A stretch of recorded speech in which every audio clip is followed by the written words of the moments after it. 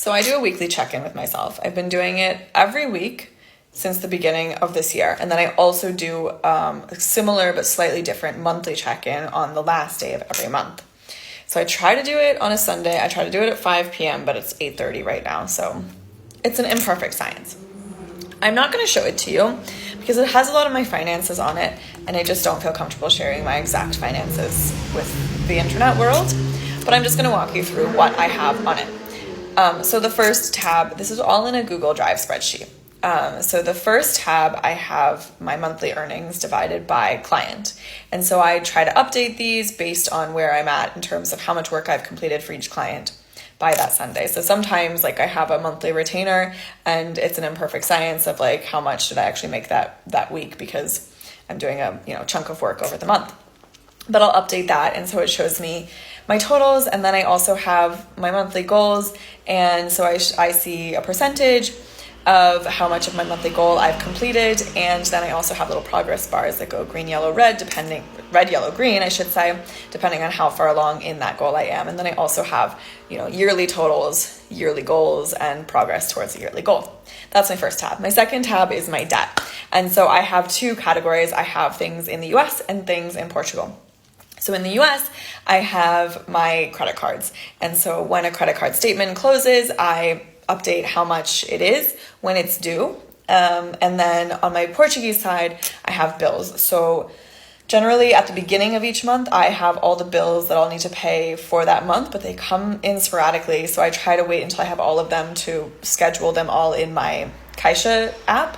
And no, I don't have them come out automatically because I like to see how much they are and make sure that they are accurate, because sometimes you get some extra fees in there and I like to make sure that doesn't happen. And then I also have things like the other things that I pay for out of my Portuguese account, which are my Portuguese lessons, my therapy, my horseback riding, and my manicures. So I put all of that in. When I pay one, those are either paid monthly or in chunks. And so when I pay one, I'll put in when is the next one going to have to be paid, on what date.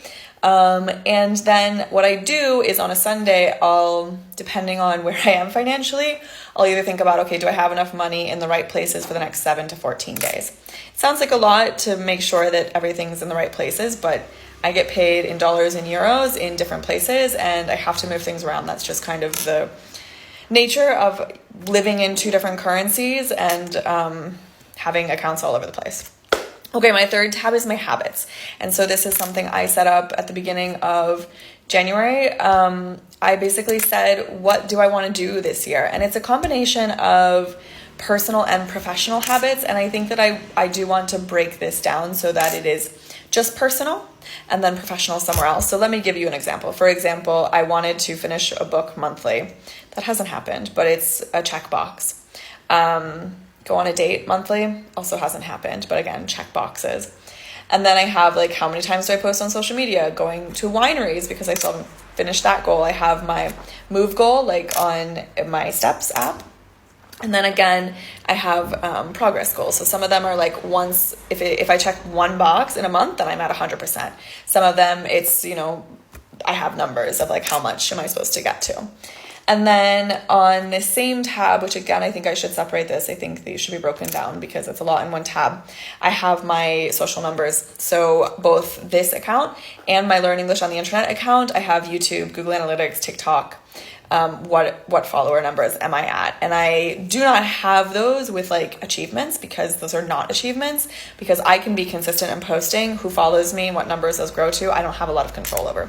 So I keep track of it because it's interesting to keep track of, but I don't get rewards. So on my other side, like the personal things, I give myself little rewards, little smiley faces pop up if I get green things and blah, blah, blah. Follower accounts, I don't get rewards because don't have control, but I keep track of it. And so that's all my weekly check-in. And then I have 5 other tabs that are for monthly check-ins, but I'll do that when it's time. It's not time right now.